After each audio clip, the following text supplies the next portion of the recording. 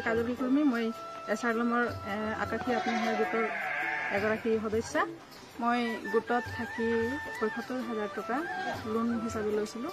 Loan লৈ জীৱিকা হিচাপে মই শাক পাচলি খেতি কৰিছোঁ আৰু মীন পালন কৰিছোঁ, ইফালে গাহৰি পালন কৰিছোঁ আৰু সৰু সৰু দোকান এখনো আছে।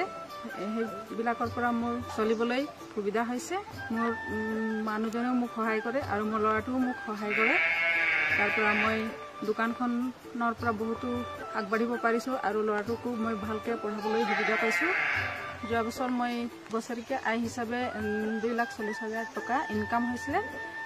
তাৰ পৰাই মই লাখপতি মহিলা হিচাপে সক্ষম হৈছোঁ।